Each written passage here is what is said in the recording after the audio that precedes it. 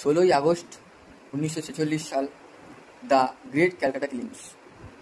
তো সেটার ওপরেই দ্য বেঙ্গল ফাইলসের মুভি হতে চলেছে এবং আজকে তার ট্রেলার লঞ্চের জন্য কলকাতায় বিবেক অগ্নিহোত্রী এসেছিলেন।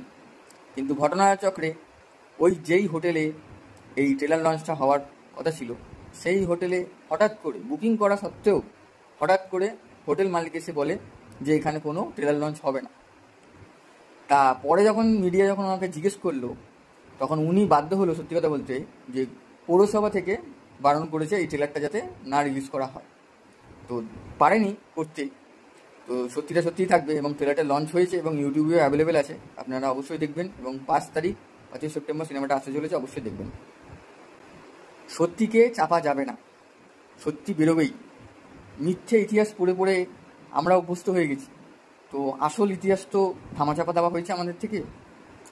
কিছু জায়গায় হাফ সত্য বলেই সব কিছু চালিয়ে দিয়েছে, আর মানুষ সেগুলোকে মনের ভেতরে ধরে রেখেছে। অ্যাকচুয়ালি মিথ্যে ইতিহাসই পড়ানো হয়েছে এক প্রকার। তো আসল ইতিহাসগুলো একটু জানা দরকার। গ্রেট ক্যালকাটা কিলিংসটা কি একটু জানবেন অবশ্যই বিস্তারিত।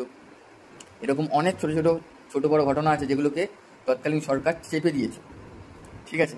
আর এখনও সেই ইতিহাসগুলো যখন সামনে আনা হচ্ছে, তখন এই উপদ্রবী সরকারগুলো, বদমাইশ সরকারগুলো বিশেষ কমিউনিটিকে সুবিধা দেওয়ার জন্য, ভোট পাওয়ার জন্য এগুলোর বিরোধিতা করে থাকেন। এইসব সিনেমা, এইসব ইতিহাসের বিরোধিতা করে থাকেন।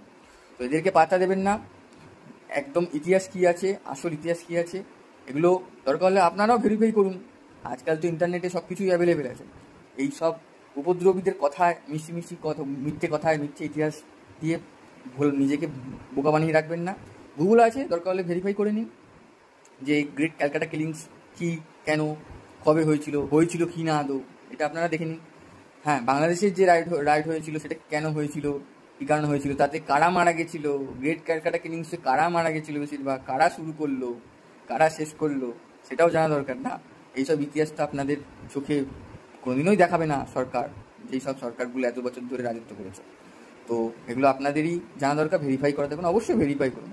অনেক বড় কথা বলে তাদের কথা না শুনে ভেরিফাই করে দেখুন, সব কিছু অ্যাভেলেবেল। পড়াশোনাটা করুন, কাজে দেবে।